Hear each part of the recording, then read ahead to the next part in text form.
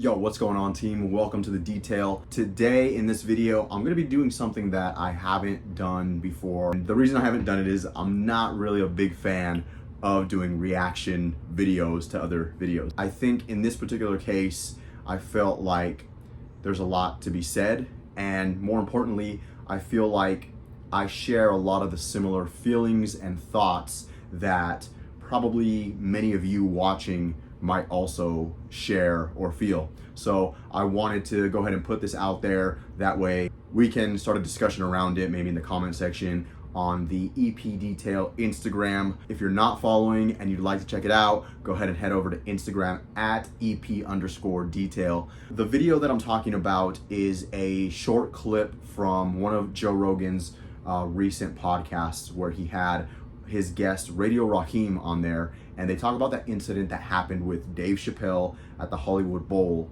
An individual was actually able to rush the stage and physically make contact with Dave Chappelle. I'm gonna go ahead and let that clip run, and I'm sure as you guys watch it, it's only about 2 minutes and 20 seconds or something like that. I'm sure you guys will understand why I'm making this video, and you might already kind of know some of the things that I'm going to talk about. So let's get to it. Ill. But also, the security at the Hollywood Bowl sucks every dick that's ever walked the face of the earth. Not that dicks walk. But the fact that you let that guy, apparently people were saying to security, hey, this guy passed the barrier, and they ignored him. They're just watching the show. And then he literally made a run for it. Their security's fucking terrible. The fact that that guy got to where he got is terrible. But that's the case with a lot of venues, man. A lot of venues we look around. When we were in Jacksonville, there was a fucking guy that was sleeping. Security during the show. Right. Like, they're not paying attention. They're not paying attention to shit. It just happens. Security at a venue is most likely minimum wage workers. Not that the amount of money that you're being paid necessarily indicates how seriously you take your job, but it's going to be hard to get 50 people working one venue at minimum wage that take their job incredibly seriously or have gone through some extensive training to be qualified for that job. They definitely get paid more than minimum wage. But the point is, like, they should hire cops.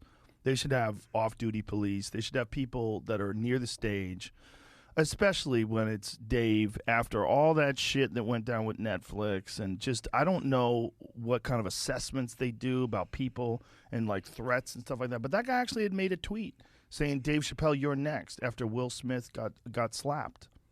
Or, excuse me, after Chris Rock got slapped by Will Smith. I don't know that there's any level of security that insulate you from real life. That's true. Okay, so there you have it. That was the whole clip. Now, as you can tell, there's a couple different subjects that they go over in relation to security, what kind of Joe Rogan's thoughts are, what his guest, Radio Raheem, what his thoughts are, and they also make a few comments about lazy security, terrible security, kind of protecting yourself from real world events and all kinds of other things. So I'm gonna go ahead and break it down with my thoughts, my personal opinions, kind of step by step in the order that they went. So first and foremost, I wanted to address the part where Joe Rogan says that the security at the Hollywood Bowl sucks a bad. I mean, yeah, that is probably everyone's first and initial impression, right? Any outside person watching this is thinking, you know, where's security? Where's law enforcement? What's going on? And in this particular case, I would have to agree with Joe Rogan. The security there obviously failed, and they failed miserably at what they were supposed to do. Now, that being said, we have to distinguish between security. There are levels to security. There are different hierarchies and tiers to security, as many of us already know. I'm saying this because this is what we as protection professionals have to make clear and distinguish to our clients, our principals, and also hopefully in a broader view to the public as a whole. As social media grows, as EP close protection is starting to get more recognition, these are the type of things that we're gonna have to be able to explain and have people understand the difference between different types of security. We'll get into the different tiers of security here in a minute, but I wanted to go into the other comment that was made. What do you expect when you're paying these guys minimum wage? And then Joe Rogan says, I don't think they're getting paid minimum wage. I think they're getting paid more than minimum wage. Again, there's different tiers to security, right? The venue security, kind of that big box security company that is just getting bodies in there.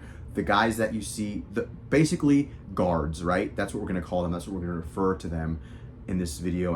We're really talking about the people that are getting paid pretty much minimum wage and have very low barriers to entry, very low minimum training standards required of them.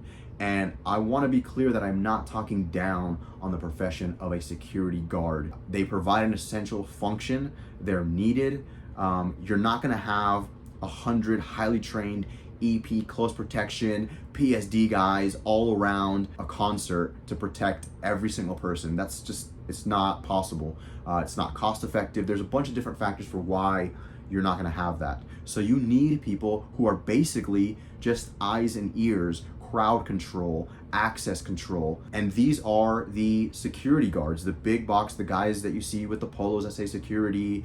We know what companies we're talking about, right? They're getting paid pretty much close to minimum wage. I think the last time that I checked, in California, they were getting paid like $13.50 an hour. So now I don't know what the company that was providing security for Netflix's event at the Hollywood Bowl.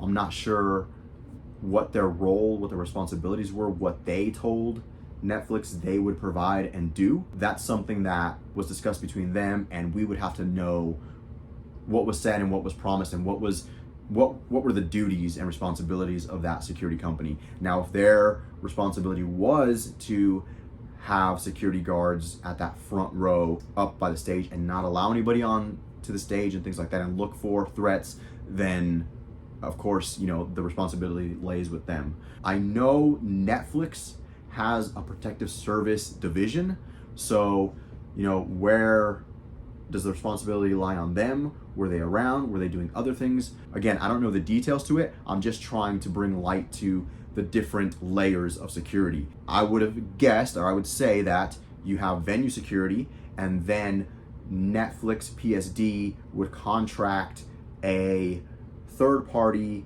close protection EP team of maybe 6 or 7, 8 guys who would facilitate movements of talent, bookend the stage, be those higher level security guys looking for threats, looking for anomalies. Or if not, Netflix having their own protective service division, having their own personnel do that and provide that higher level of security to the artists and the performers that were there. So if they were there and that was their job, then again, the responsibility could lay with them. On to an even further layer of security would be, does Dave Chappelle have his own EP team or close protection team or even close protection officer? I've been told that he does. I'm not 100% sure. Again, I don't want to spread rumors or speculation or anything like that. This is just what I've heard. Some of the people that I have contacted me have said they've physically seen that he has a team, whatnot. I'm not sure if it's just something he has all the time with him or only at certain venues or certain locations or events. I don't know. But if he does, or if he did, then we have to question what their role was. Were they there? Typically, if an artist like that does have a close protection officer or EP officer with them, then that EP officer would be just behind the stage on a corner, being able to see their principal and still be able to see at least that front row of people in the crowd, so that if an incident like this were to occur and you see somebody running, then this EP agent could intercept them before he makes contact with your principal. Okay, so enough about the layers of security and who was responsible for what. Let's get to another topic that I think any of us who have been in the EP close protection field for any decent amount of time probably just makes us want to grab our screens and yell at it or break it. Joe Rogan says, they should just have cops there. should just have police officers there doing security. And I think that's one of the things in the EP field that we really have to identify and explain and distinguish between what makes a good EP officer. Just because you're a police officer doesn't mean that you are going to be a great EP close protection officer, or that you necessarily even have all of the right training to be an EP or close protection officer. Now, the hard skills that a police officer may have definitely will correlate to the EP field when shit hits the fan, when you have to go violence of action. However, we have to understand that law enforcement and close protection are fundamentally two different jobs. As protection professionals, as close protection officers, our job is preventative in nature, whereas a law enforcement police officer's job is reactive in nature. They are responding to the calls, and as a close protection officer, our job is to try and prevent that call from happening. So the mindsets that you have for these two jobs are very different, and there's a lot of things that we do as close protection officers that don't necessarily translate to law enforcement and vice versa. Now, I want to just put this out there again. I'm not bashing, I'm not hating on law enforcement whatsoever, particularly law enforcement doing EP. I've worked with some great retired law enforcement and ODOs who do a great job in the EP field because they want to, because they put in the time, because they're dedicated. And that goes for every background. I've worked with some military guys who are great and awesome, and I've worked with some military guys who, you know, have a long list of accolades, and they won't hesitate to tell you all the tactical stuff they've done, and then are not great at EP. And I've worked with some guys who have neither law enforcement or military experience and are outstanding and awesome, and then I've worked with some other guys who are just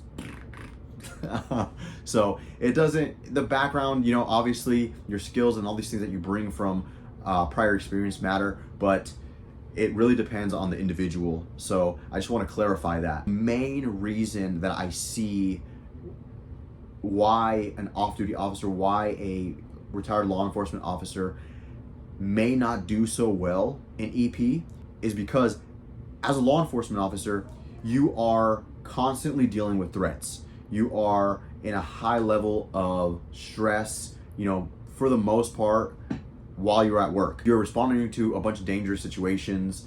You're constantly on the go. When a company or someone decides to take a police officer without giving them really any guidance or training in the EP field and just stick them in that world, for them, for some of them, it is like, oh, awesome, today's gonna be an easy day. It's a lax day. And who can blame them, right? You go from patrolling the streets, doing all this stuff, to I'm gonna go work the Dave Chappelle concert. So right there, immediately, their level of awareness comes down. Whereas an EP officer, a close protection guy who has put in the training, who does this full time, this is our job. Every day could be the day, right? At least if you're an EP professional, that's how you should be thinking about it. Every single time that you go out with your principal, today could be the day. Complacency kills, and that is one of the things that as an EP close protection, we constantly have to work on, because our job is not high paced, high speed all the time, right? A lot of it is just being with our principals, you know? If Dave Chappelle's thing, like, that's his job. How many times as Dave Chappelle's EP have you been to one of his shows, you know, where nothing has happened? So do you become complacent now just because this is your 50th show with him and nothing has ever happened and there's been venue security? No, because guess what? That day happened. So that's the primary reason why being a law enforcement officer doesn't automatically mean that you're going to be good at EP. There's things that aren't taught to law enforcement officers that are taught in EP schools, and vice versa. An EP guy, just because he knows how to see certain threats in certain circumstances, doesn't mean that he can automatically, you know, go and do a police officer's job. I don't think any police officer would tell you or would like for this EP guy who has done some shooting, who knows some tactics, whose essentially job is also safety. I don't think any police officer would want that guy to just jump into the patrol car and start running calls, right? So it's kind of the same situation with close protection and EP. So I just wanted to get that off my chest. Like I said, I know it's one of those things where I think the public they don't understand the differences, and so they think, well, if you just had a police officer there, then everything would be fine. Now, having a uniformed police officer, that's different, right? Because now that police officer is working in the capacity of law enforcement. So again, as a law enforcement officer, you have a lot more resources at your disposal, right? One, you have authority. You have the law on your side. Your presence, your physical presence is already a deterrent. You have a radio, you have backup. You have a ton of other resources that normal EP close protection practitioners don't have. So definitely there's a place for uniformed law enforcement to be around, and that's just another layer of security. So the last topic I wanted to touch on was the comment that Radio Raheem makes, where he tells Joe, I don't think there's any level of security that can protect you from the real world, from real life. And there's a level of truth to that, right? In my own opinion, I don't think there is any level of security that can completely insulate you from all the varying types and degrees of threats there are out there in the world, right? We're not just talking about physical security threats. We're talking about cyber security threats. We're talking about human intel, geographic intel, signals intelligence, all these different types of things that can be exploited to not just harm you physically, but financially, your reputation, all these things. You're not going to be able to cover every single aspect of it. However, there are things you can do to mitigate a lot of those threats. And this is where it's important to understand and know what type of services, an EP company can provide you. It's a range of all kinds of things, right? There are certain EP companies that only provide EP agents for physical security. There are companies that provide mid-level service where they have, EP guys, residential guys, drivers, and then there are, higher end companies that provide an entire suite of services, not just physical security, but a lot of the things that we just mentioned, like scrubbing your social media feed, looking for threats, and they have a team dedicated to those type of security, which then they relay to the physical security team, and it works in a conjunction to provide a higher, much more robust level of security. Going back to the Dave Chappelle incident, they mentioned that this individual who ran up on stage had made some sort of threatening posts via Twitter or social media. Now, just basic, super basic intel, kind of assessing the threat. You have to understand that Dave Chappelle probably gets mentioned, thousands of times. So it's really going to be difficult to narrow down each single one. However, if you had a team who was looking specifically just for threats, they could be running a program that would isolate anything that has, violent wording in it, Dave Chappelle's name, locations. They would be able to filter through a lot of the BS and get to, any kind of threats that are being made to him. And then you would go on to the secondary portion of that and say, okay, this guy's making a threat. He actually is in the LA area. Bing, number one. The second level is you start to look at this individual's maybe prior posts. You see, okay, this guy kind of seems like he might be off his rocker a little bit. Does he have the means to get to Hollywood Bowl? All these other things, like I said, that are just basic things that a threat analysis could provide you information. Then you say, you know what, let's keep an eye on this guy, and at the very minimum, let's get a printout of his face. Let's make him a POI. Let's get this image out to, the venue security and the EP agents that are on the ground. The lead EP agent then has this info, goes to the venue security supervisor and says, hey, just FYI, man, we got this guy who had made some threats. He seems to live in the LA area. He seems to not be there mentally. It could be something that we want to keep an eye on. Here's his picture. If you see him, please let me know. Don't make sure he doesn't get close to the stage, blah, blah, blah. And then incident prevented. Is this 100% foolproof? No. These are just things and tools that we as protection professionals have at our disposal. And it's important to conduct a proper threat assessment on your primary, on your principal, and give them this information. Now, if they want to take it and run with it, great. And if they don't, then again, you've covered your 6 because you've said, hey, remember when we talked about it and we sat down and I said, these are things we could do, and you said you didn't want that? Well, there you go. I just wanted to get it out to you guys. Certain things to think about, things we can discuss, things we can talk about. Obviously, this was a big deal. It was all over the news for a while. So I definitely wanted to make a video on it. And on the next video, we'll get back to some of the skills, some of the advice and tips to make your day-to-day protection activities better. As always, guys, remember, situation dictates, and stay safe. It was just business. You know, I'm a professional. That's what everybody keeps saying. I'm just a professional. Everybody keeps saying that to me. I'm just a professional. I'm just a professional. I'm getting sick and tired of hearing that. You understand me?